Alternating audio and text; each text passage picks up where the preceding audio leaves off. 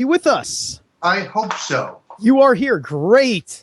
We had a technical difficulty here. Thank you so much for coming on the air, doing this. It's an honor to have you. Roger Stone, why don't you tell the audience a little bit about yourself and what you do, and of course your relationship to the what is going on with this election, because you've done your homework and you've got a professional relationship with the Trump campaign, and all these things are very big and important reasons why I've asked for your interview today. Well, I'm a New York Times bestselling author. I am a veteran of 9 Republican presidential campaigns, starting with my mentor, Richard Nixon, 3 campaigns for Governor Ronald Reagan, 1976, 1980, 1984. I am not a fan of the Bush crime family. I was a proud supporter and a former U.S. Senate aide to Senator Bob Dole, a great American patriot who is actively supporting the Trump-Pence ticket. I am a Goldwater Republican who's pretty disgusted with the Republican Party. You know, I have great sentimental attachment to the Republican Party. I'm a former young Republican national chairman from 1977 to 1979. But I remember the days when the Republican Party was the party of small government, low spending, low taxes, peace through strength. Today, we're the Wall Street, K Street neocon party that goes looking for endless war, erosion of our civil liberties, massive debt and spending, bailouts for the big crooks on Wall Street, while average people can't find work because these globalist trade deals we made, both the Bushes and the Clintons, have shipped all of our jobs offshore. So I'm technically a member of the Libertarian Party, a lot of nuts in that party too, but it is at least closer to my political views. I like to call myself a conspiracy analyst. The people at Media Matters for America, the money laundering front for the Clintons run by the criminal David Brock, call me a conspiracy theorist. By the way, Steve, that's not a compliment when they say that. Yeah, when they say it, it is not, which is why you came up with conspiracy analyst, which is great. And then I was telling you a little bit off the break before we got started about the coined term that you may have my full permission to steal of conspiriologist. That's what I am from this day forward. Now, I actually borrowed the term conspiracy analyst from Gore Vidal, a man who once said, never pass up the chance to have sex or be on television. So here we are on the latter, that is. All right, I can only fulfill one of those for you, sir. Thank God. It's all good. Oh man, yes. So you're saying that I have better terminologies than Gore Vidal? Well, I like conspiriologist, and I will start using it. The truth is, I'm sorry, I don't believe Lee Harvey Oswald killed Kennedy and acted alone.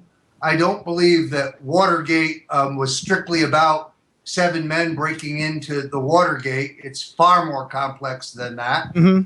I don't believe that the Bushes are conservatives. They're crony capitalists who have lined their pockets handsomely while their policies have made the people in this country poorer.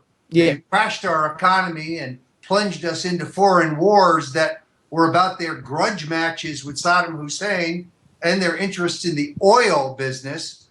And of course, the Clintons are just stone cold criminals. These people would steal a hot stove. The Clinton Foundation is not a charity. It's a slush fund for grifters. It's a vehicle for the facilitation of multi-million-dollar bribes. This is the largest money laundering scheme in U.S. criminal history. Before it's all over, and when you take the international affiliates, this is a multi-billion-dollar fraud. Whether it is defrauding the people of Haiti, who they were supposed to rebuild after the earthquake, or whether it is selling rights to 70% of the uranium production in this United States to a Russian conglomerate close to Vladimir Putin, Putin's clique.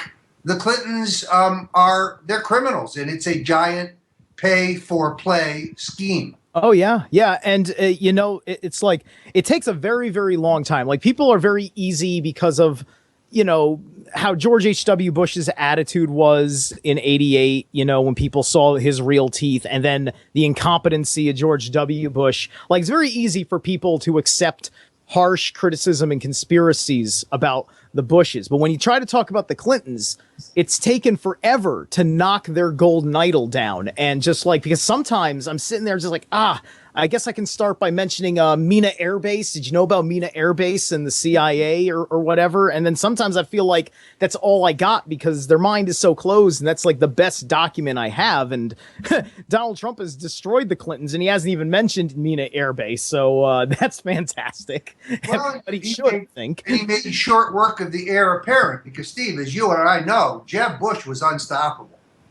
He was the front runner. It was his birthright. As his father told McKenna Bunkport, this is ours, son.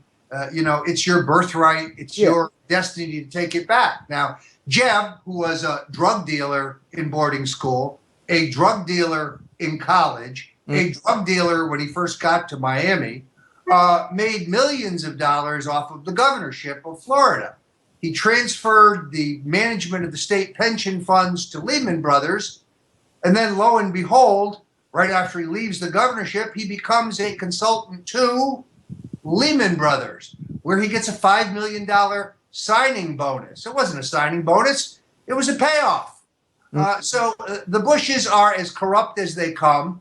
Jeb, Marvin, all the brothers have been profiteering.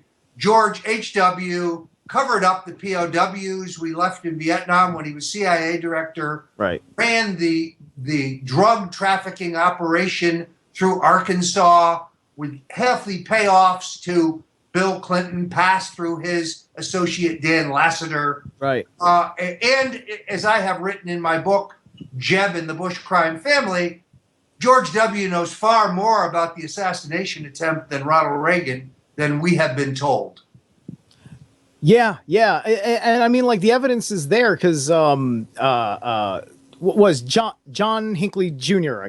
That's the right one, right? Yes. Yeah, he was like friends with George H.W. Bush. They were like, they had like seen each other for like some social function, like the week prior to the shooting or something. And that was all public record, all the hush hush, right? Yeah, the two families are so close that that Hinckley Jr. writes when he's asked, he writes to an interviewer that he shot at Reagan to make his uncle George Bush president. Now, there's a lot of problems with the Reagan assassination attempt.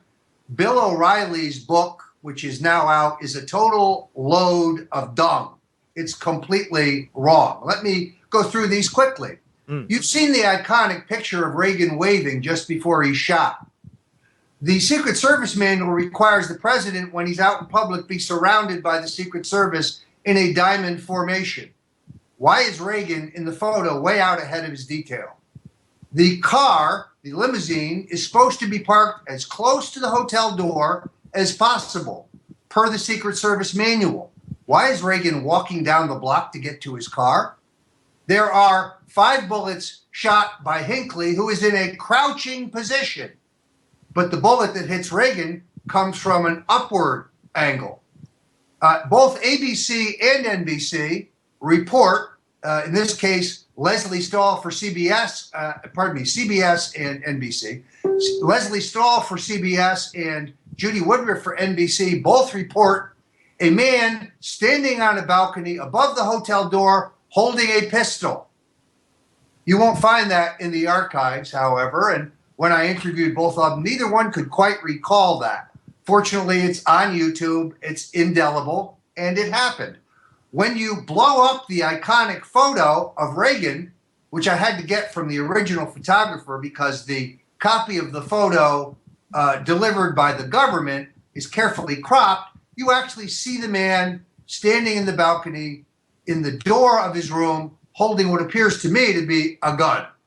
The 5 bullets shot by Hinckley are all accounted for. None of them hit Reagan.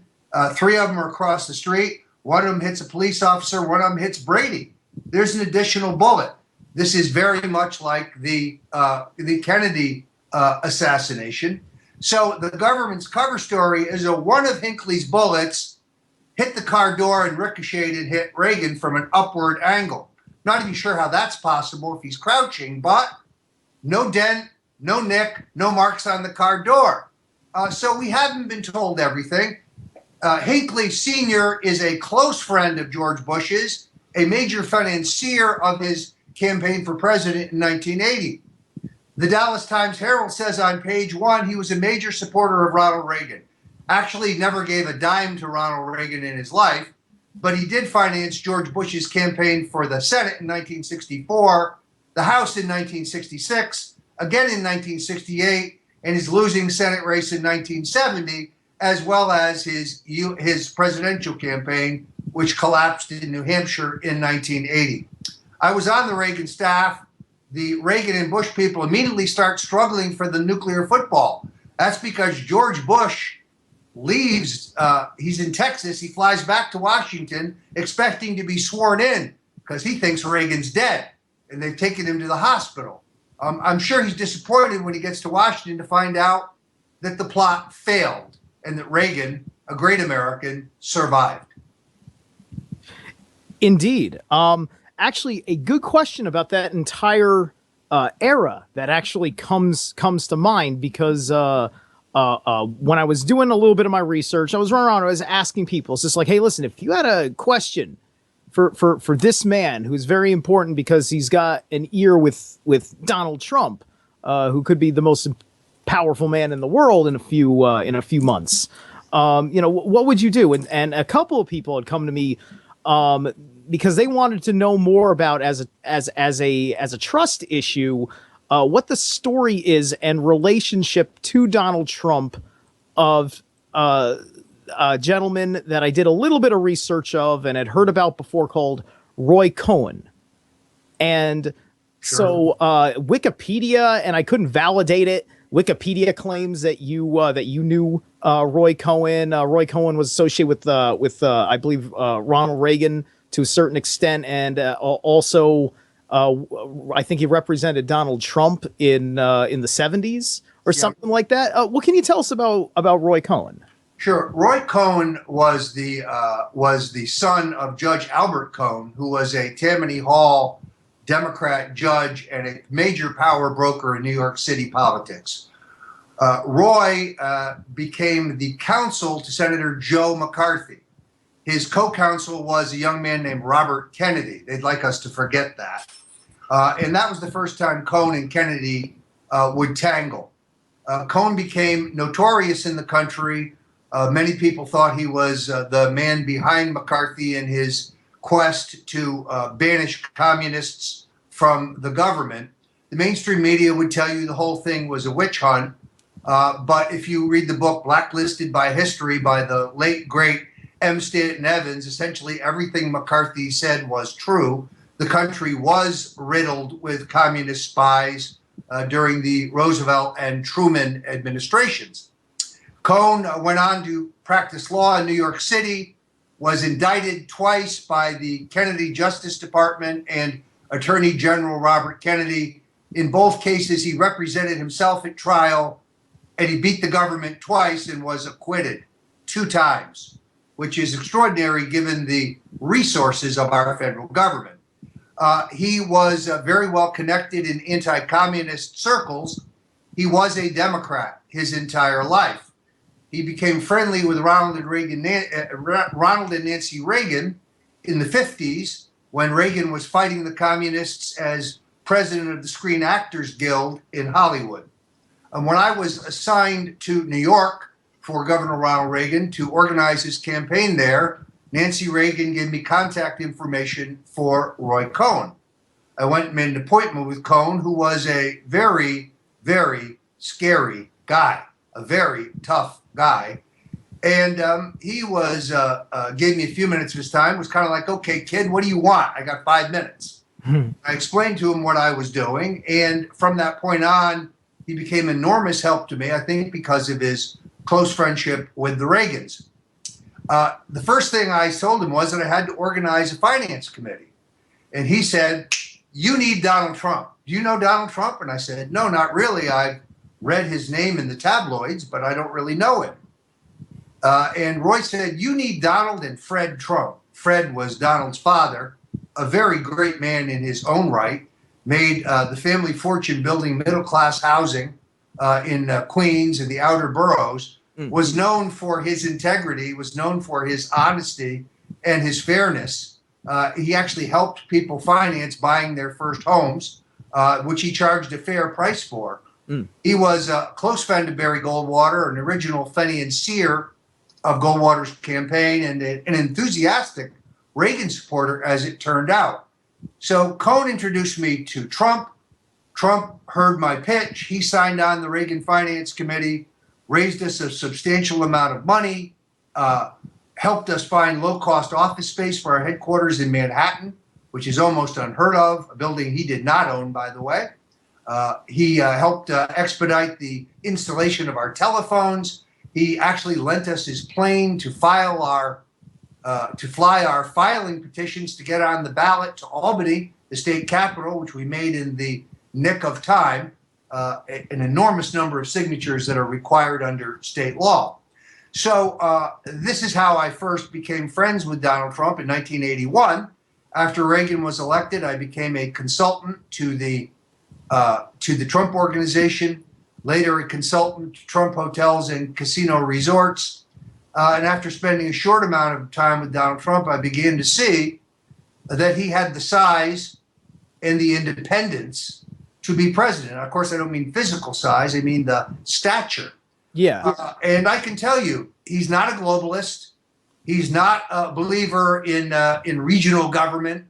He is a nationalist. He believes in American sovereignty and American power and American exceptionalism. And he's only running for president because he sees that the American dream is dying.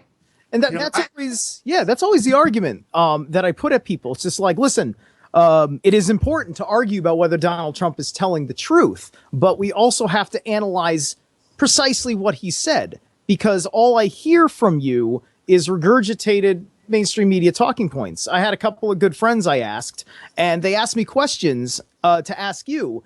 And I said, like, well, think a little bit better about that, because those questions are actually being asked ad nauseum on the mainstream media. Ask a question you've never heard before, because this is all about, you ask new questions to get new answers, to get different results, because somebody who is going to stick by a story because it is the truth or they want you to believe it is not going to change the story, especially if you can't find any evidence to contradict it. And because it's been so long in such things, it is where the credibility becomes established. I actually, so yes, you've developed quite a relationship, and certainly he's got everything that it takes to be president. And of course, he just, there's a psychological game that he is playing with the public for our benefit and to the detriment of the mainstream media, as we believe, by being politically incorrect and all these things. It's like, at what point did you know that you could trust Donald Trump to do the right thing as president?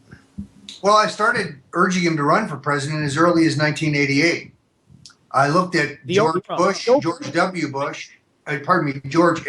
Bush, and I was not very impressed. After 4 years of Reagan, I knew that he would, in fact, despite his no new taxes pledge, he would raise taxes, the functional end of Reaganism, which of course he did. So I tried to get him to run in 1988. We actually made a trip to Portsmouth, New Hampshire, to speak to the Chamber of Commerce, where the first known draft Trump for President committee was ever formed by a guy named Mike Dunbar, who was then a Portsmouth city councilman. But it was, I think, premature. In 2000, I was the chairman of his presidential exploratory committee. Ross Perot and Jesse Ventura, who was then the governor of Minnesota, both urged Trump to seek the Reform Party nomination. You may Recall the other two candidates were George W. Bush and Al Gore. In retrospect, I wish Trump had run. 4 years ago, I wanted him to take on the hapless country club dope, Mitt Romney, a guy who could never identify with average people. And I wish again that he had done so, because I think he would have beaten Obama then. But now the time was absolutely right, because in the 40 years that I have been running campaigns, in the 9 presidential campaigns I've been in, and scores of campaigns for governor and the U.S. Senate, I have never seen the voters in this kind of mood. I've never seen this kind of disenchantment and anger in both the Congress, political institutions, both major parties, and here's the key part, the mainstream media. See, they figured that they're all in it together.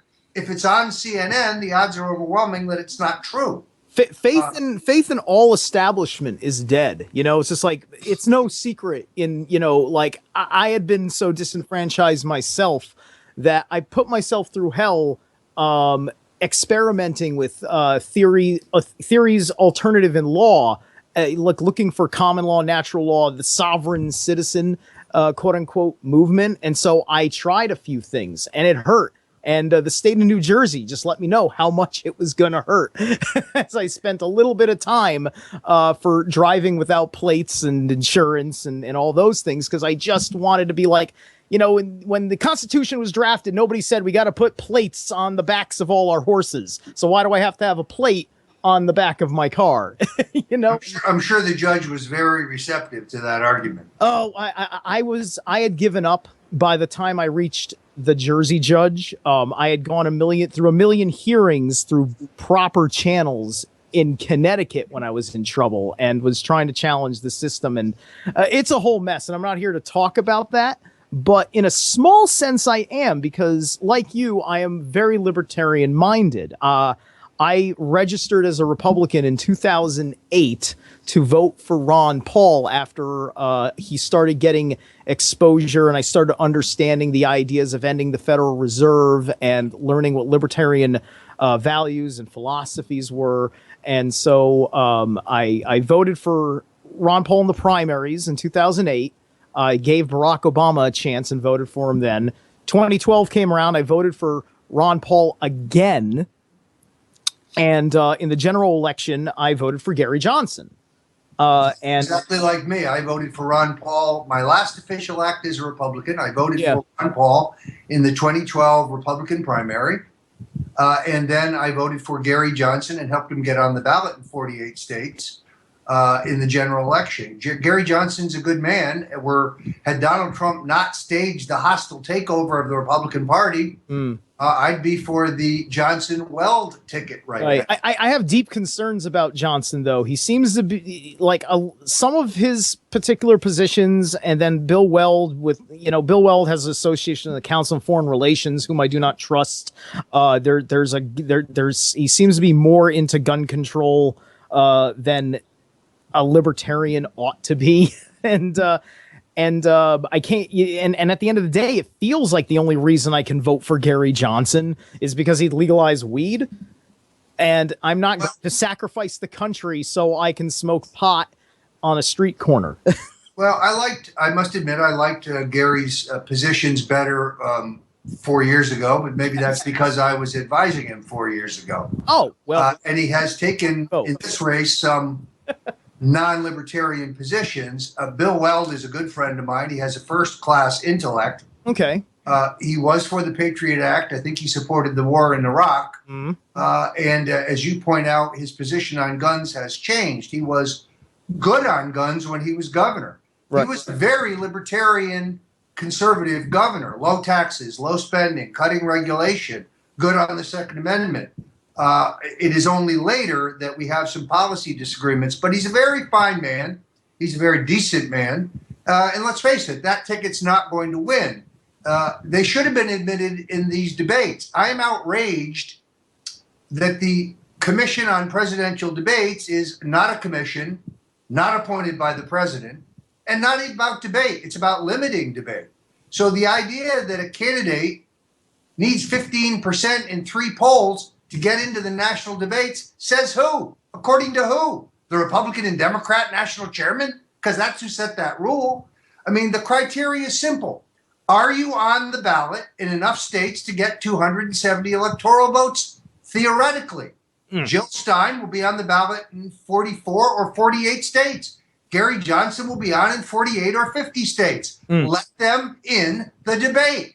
If I were Donald Trump and I told him this, he shouldn't debate at all if they're not included. By the way, if you do the math, net negative to Hillary if both of them were in the debates. That is true. The polls show that that they only serve to hurt Hillary, because I think the early mainstream media strategy was to see if the libertarian ticket could pull from Donald Trump's supporters, but it didn't. It backfired and it pulled from Hillary's supporters. What other reason would we have for the fact that Gary Johnson literally could not get on CNN 4 years ago? I don't think they interviewed him once, not once. This time he's been on multiple times. Why? Well, because Jeff Zucker at CNN thinks he's sucking votes from Donald Trump. That's why. And you're absolutely right. It isn't worked out that way. Yeah. Now, when you add Jill Stein together, net negative Hillary. That's why they should have let both of them in the debate, beyond the fact that they both have legitimate views that need to be heard. Neither one of these candidates is for the legalization of marijuana and the reform of our drug laws. Neither one of them is opposed to the Patriot Act. So I think we would be much richer as a country, and this debate would be much healthier if the two minor party candidates were on the ballot. You know, the measure of viability is ballot access. Getting on the ballot in 48 states is a backbreaking, expensive process that you cannot achieve without grassroots support. It's impossible without grassroots support in the 50 states. So I really think that Trump has missed the boat on this point. I would have demanded that they be in the debate, and I would have refused to debate without them. That would have made Trump look inclusive and would make Hillary look like what she is, a witch. Right. I was having a funny thought. It's I don't have time to get into it. It's more of a cute story that's not important. But I'll have to tell you about something in my imagination I had. Right. But where was I? Oops, wrong spot. Our my special producer for today, Nighthawk. Everybody knows who runs the station. He has a question about what about Ross Perot? Well, what about it? Ross Perot ran for president in 1992 because he hated George H.W. Bush. And the reason he hated him was Perot became convinced in the early 90s that we had left prisoners of war behind in Southeast Asia. And he took his concerns to the president, Ronald Reagan, and Reagan said, Ross, I want you to talk to Vice President Bush about this. I want him to handle it. Of course, Bush gave him happy talk, but did nothing.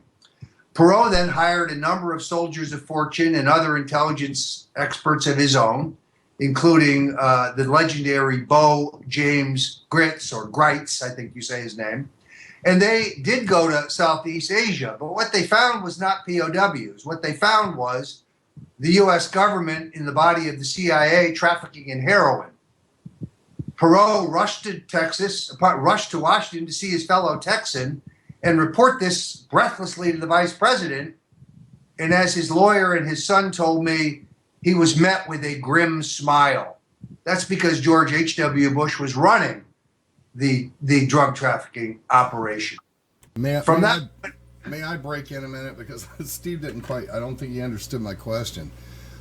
It was basically, the question that I had was, what I see is the Democratic Party seems to be throwing some money Fred Johnson's way in order to do exactly what the Clintons did before, I call it Ross Perotting, using somebody to pull votes from Trump and push it into Gary Johnson by funding his campaign through the media in order to pull votes out, just like they did with Ross Perot. That's exactly where I was headed.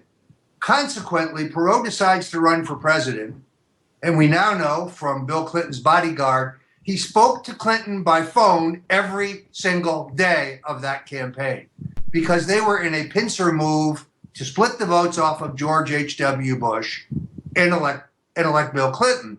Little did Ross Perot know that Clinton himself had been involved in the drug trafficking trade. I think he learned that only later. I don't see any great evidence of Republicans financing Johnson. In fact, I'm a little surprised they haven't raised more money than they have. But as Steve pointed out, polling shows that Johnson is pulling almost as many votes from Hillary as he is Trump. And when you add Jill Stein, it's net negative Hillary. That's why you need both of them in the debate if you're a Trump supporter. But most of my friends are liberal from the area that I live in, what I found funny when people brought up Roy Cohn is that Roy Cohn lived in Greenwich, Connecticut. That's where I am. Yes. Well, he had a country place in Greenwich. Yeah. Lived in a brownstone on the Upper East Side. Look, he is his name is reviled among liberals because in the 50s he was the counsel to Joe McCarthy, very close to the archdiocese and the personal attorney for the cardinal in New York, very close to Donald Trump, his personal attorney. I think kind of the guy who showed him how Manhattan worked.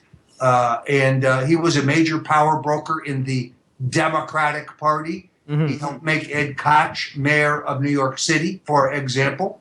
But his name is despised. Now, earlier this week, Congressman Jerry Nadler, a machine Democrat from Manhattan, called on the FBI director to open an investigation into Roger Stone because I am, through an intermediary, in touch with Julian Assange of WikiLeaks, who does not work for the Russians. Let me say it again. Assange does not work for the Russians.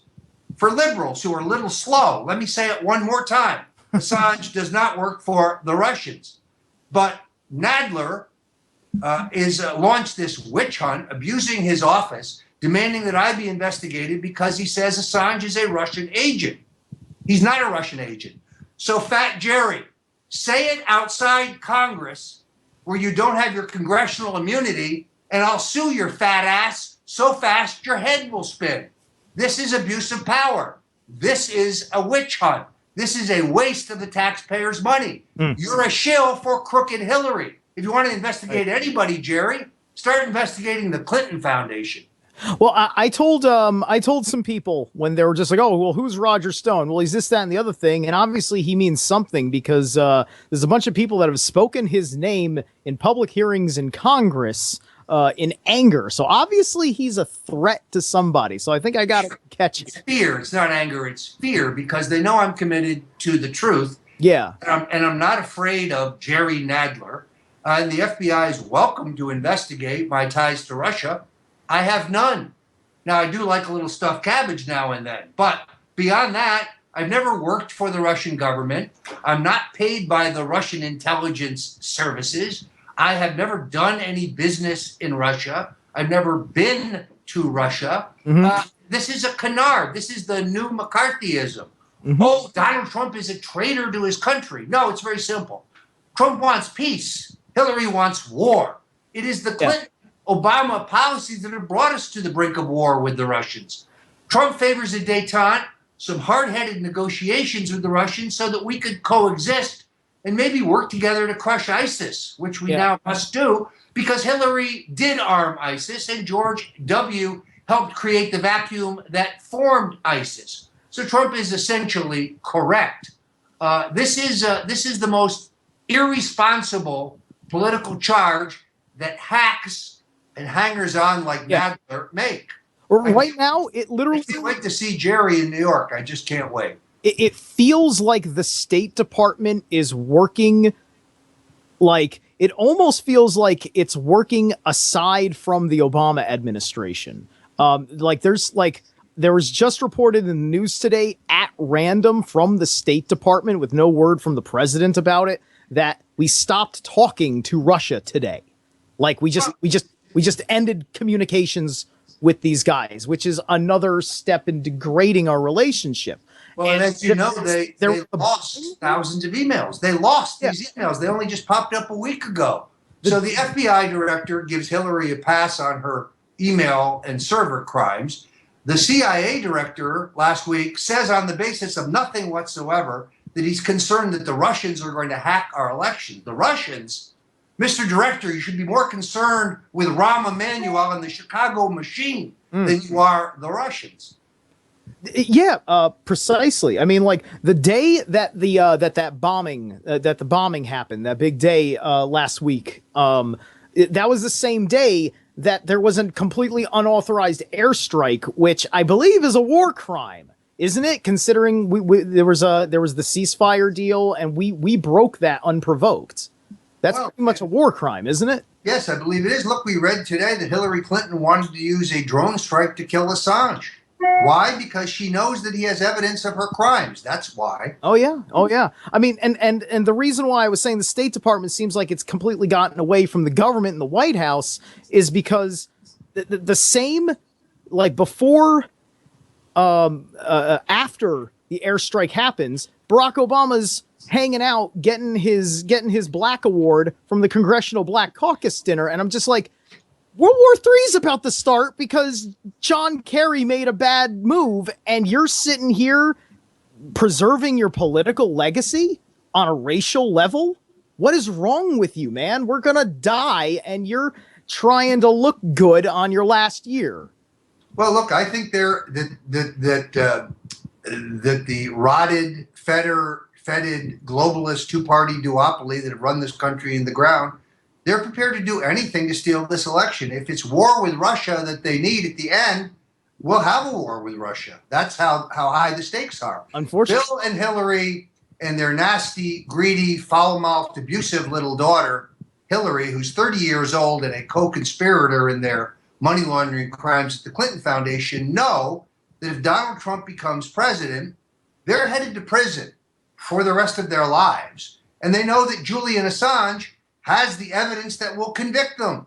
That's who will connect the dots. That's why they'll steal this election if they have to, through voter fraud and through rigging of the machines. When I wrote an extensive piece for The Hill, the Capitol Hill newspaper, talking about how the election can be rigged and stolen, Media Matters for America, the illegal money laundering operation run by the criminal David Brock, put pressure on The Hill to censor me. Now, I've already been banned at CNN because I won't stop talking about the fact that Bill Clinton is a sexual predator who has raped or assaulted at least 13 women. I think the number is 27, actually. And that Hillary Clinton has been an accessory after the fact in every one of these crimes. First of all, she knows about the rapes in real time, and she's the one who hires the nasty lawyers and the heavy-handed private detectives to threaten his victims. She's complicit. She's an accessory. This isn't about affairs, Michael Smerconish at CNN, or Megan Twohey at the New York Times. It has nothing to do with affairs. It has nothing to do with consensual sex. It's not about adultery or marital infidelity or girlfriends or mistresses. It's about violence against women. It's about sexual assault. Oh, yeah. Rape. And when you say that on CNN, you get banned. Oh, you yeah. say it on MSNBC, which nobody's watching anyway, and you get banned. This is why Alex Jones and I have been promoting the iconic Clinton rape T-shirt. Yeah. Anybody who can get on national TV wearing this shirt will get a monetary reward from Infowars.com. What is it? You got to yell, Bill Clinton is a rapist or something like that? Well, if you yell Bill Clinton's a rapist and it's audible, you'll get $5,000. All right. If you just show the T-shirt, you get $1,000. And because the mainstream media has to be crashed. Now, let me stress, we're not urging you to break into the studio and break the law. We're not urging you to crash the set. But often the TV cameras are outside, as they were Saturday morning, and a young patriot stormed the barricade, stood up on a barricade so he could be seen, flashing his T-shirt, and yelled, Bill Clinton is a rapist. He said it 3 times. That's $5,000 for the First Amendment. All right, there you go. Hey, listen, I got another very important question. I want to lead this question first because it's from a family that means a whole lot to me. I was going through a dark night of the soul, and I told them you gotta ask a question. I want them to know, and this is from and I told them I was gonna say their name on the air. I said, like, I want to make sure that Trump campaign and especially Chris Christie know that you guys exist because you are beautiful human beings. Because in many respects, they saved my life when I was making horrible judgment calls and was able to help me keep being on the air at the same time. And that's the Kane family from New Jersey. They are like my second family. They're my brothers, my sisters, their children. I'm like an uncle. I feel in a respect. I love them to death. And their question for you is Hillary Clinton related to the coup in Turkey? And can Trump lead us there? I believe that she is deeply involved in the coup in Turkey. My good friend, Dr. Jerome Corsi, has written and talked about this and is more authoritative on the issue than I am. I was not at all surprised to see the testimony in federal court that Governor Chris Christie knew all about the bridge closing at the George Washington Bridge, and he in fact approved it and laughed about it. I told Donald Trump this over a year ago. I think it is a strong reason why Chris Christie is not on the ticket. And I'm still perplexed when I read stories that the Trump campaign is thinking of having him involved in the debate preparation.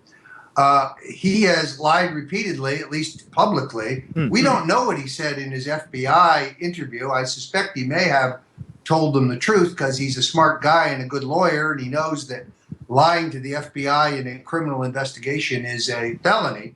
Yeah. But he is up to his hips in the George Washington Bridge closing. The notion that he knew nothing is BS. He's a control freak, and he knew everything. That a federal judge has ordered that the list of co-conspirators and the list of public officials who knew in advance of the closing and did nothing to stop it will not be made public shows you how corrupt our federal judiciary is. The people had a right to know, and I think a need to know, but some hack judge ruled otherwise. Outrageous, in my opinion. My theory is, as I look at them, I see like almost a power trio of Trump, Christie, and Giuliani, because it's that Metro New York City relationship there. And I look at it, and I look at what their roles were at that time and how they've stood behind Donald Trump and everything that he's said. And I have this theory that they are in their own little tight-knit conspiracy because they are sick of the lies about 9/11. So what do you think Donald Trump believes about 9/11, the 9/11 Commission report, the whole 9 yards? Because that is always, for conspirologists, conspiracy analysts, that's always the litmus test of trust. Do you question 9/11? Or do you not? I think we all know that Donald Trump has questions about 9/11, but is he going to be an attack dog for correcting the record? Because those three guys, they know a lot about the year 2001. Well, I would hope that he would appoint a new commission that is truly independent, put people like Ron Paul on it so we can find out what really happened.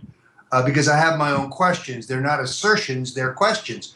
Why would we redact the 28 pages of the congressional inquiry, which clearly show that the Saudi royal family and their retainers financed the attack on the United States on 9/11?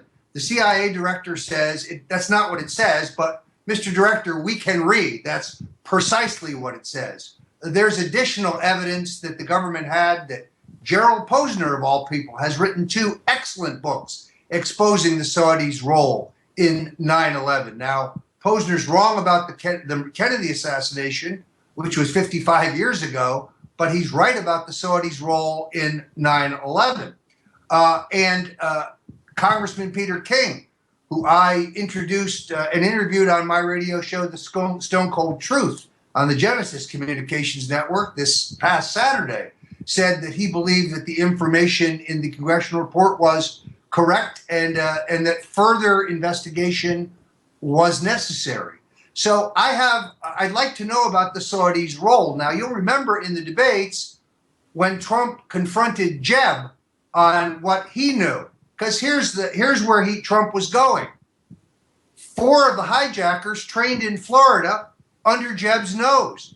There were 22 separate complaints to the Florida Department of Law Enforcement, that's essentially the state police, about these strange men training at a local training flight school who seemed to be very interested in how to take off, but weren't too interested in learning how to land. Right.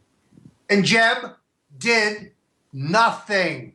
That's why he folded, because that's where Trump was going. Has no good answer. Have you ever had a conversation that you can discuss publicly with Donald Trump about 9/11?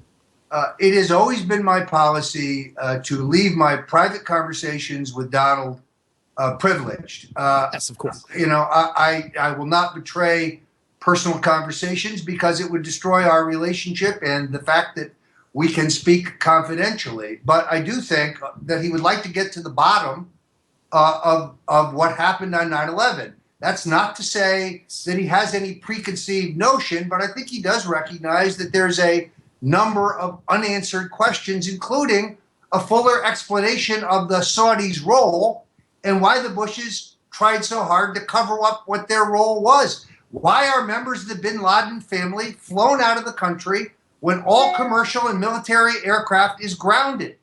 The government still denies that happened. It happened. It's covered in my book, Jeb and the Bush Crime Family, which you can get on Amazon or by going to rogerstone.com or stonecoldtruth.com, which will be republished next year in paperback with a new chapter on George P. Bush, the land commissioner in Texas, the next Bush criminal who would like to be president. I think it was Marvin Bush. Wasn't Marvin Bush in charge of security detail of the World Trade Center complex on 9/11? Marvin had an interest in the company that provided security for the building. Now, that company had since the time they had the contract, had used bomb-sniffing dogs in their security detail. But they stopped using them roughly 2 weeks before the attack on America. Okay. Now, we've got a couple of minutes left before we reach the top of the hour, and you definitely still have to go at 5 o'clock, correct? I'm afraid that I do. I've got some campaign work to do. I'm an independent operator. Yes. I have no formal or informal role in the Trump campaign. I most certainly am not the person who prepared Mr. Trump for the debate. I would have favored a harder edged assault. On the other hand, he did score on the issue of trade and jobs and the economy. I did think Hillary gave him a few softballs he didn't hit, but it's only the first debate. Oh, sure. In every trilogy, everybody knows the second movie's the best one. Well, in fact, this is even the story of the Nixon-Kennedy debates. You see, the lore is that Kennedy wiped up the floor with Nixon in debate 1, which he essentially did. Nixon was ill. He was running a fever. He was on antibiotics. He'd just gotten out of the hospital with a serious staph infection.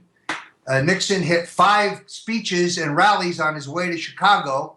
Jack Kennedy got to Chicago early and spent the whole day sunning himself on the hotel roof with 2 hookers. He was deeply tanned when he went to the debate. He moved to Nixon's right on Cuba, on defense, on the so-called missile gap, which kind of flummoxed Nixon. Nixon melted down on national television. Now, the history books will tell you that's it. That's not the truth. In second debate, Nixon bounced back sharply. In the third debate, he was stronger. And in the fourth debate, and here's the key, where the television audience was only 10,000 people less than the first debate, he wiped the floor with Kennedy. It was his best debate of the 3. That's why he really won the 1960 election. And it was stolen from him in Chicago and Texas. Now the liberals say, oh, well, flipping Chicago wouldn't have given him the election. They're right, it wouldn't. but Lyndon Johnson stole hundreds of thousands of ballots in Texas. In fact, Yeah. 95,000 people voted for the Nixon Lodge ticket in Dallas alone, and their ballots were thrown out and burned before they could have a recount. Oh In yeah, fact, I got so many questions about the Kennedy assassination. And I'll get to that. well, Steve, here's what I would suggest. Yeah. We have the 55th anniversary coming up in just a few weeks. Mhm. I'm going to be debating Gerald Posner on the actual 22nd. The proposition is who killed John Kennedy. He's going to argue Lee Harvey Oswald. Okay. I'm going to make a different argument. But I'd be happy to come back at that time and we can do 2 hours on the entire question of who killed John Kennedy. Okay. Yeah. I think that would be good. I would still want to also talk a little bit about ways that's before the campaign. You said it's the 22nd. No, it'd be after the election. Oh, after the election. 22nd. Okay. After the This election. November will be the 55th anniversary of John Kennedy's murder. That's right. It would be a perfect time to do the show. Now, in 2 hours, I'll take a question about anything: Watergate, Trump's upcoming inauguration, whatever you want to talk about at that time. I got one more a big question from somebody that I thought had just like one of the best questions. This is regarding the FBI. Yes. I have somebody who asked, what leverage may have been used against Comey by the administration or the Department of Justice, if any? What would motivate someone with a long history of doing what's right to not recommend charges? I would argue with the premise of the question. He doesn't have such a long record. He investigated the Sandy Berger affair. That's where a Clinton aide slipped into the National Archives, stole documents that showed that Bill Clinton could have killed bin Laden, but didn't, shoved them down his pants and slipped out, spent not a day in jail. Who ran the investigation? James Comey. Then there was the Mark Rich pardons. That's where Bill Clinton traded multi-million-dollar contributions from Denise Rich and in return pardoned her fugitive on the lam financier husband, Mark Rich. Who ran the investigations? James Comey. So we've run out of the hour. I got a couple seconds just to put your link up there. Sure. You can go to stonecoldtruth.com. You can go to stonezone.com. And you can go to rogerstone.com and you can see my writings and my books in all those places. Excellent. Roger Stone, thank you so much. I think this interview was a tremendous success. I'm so glad you were here. Please tell Mr. Trump I said hi.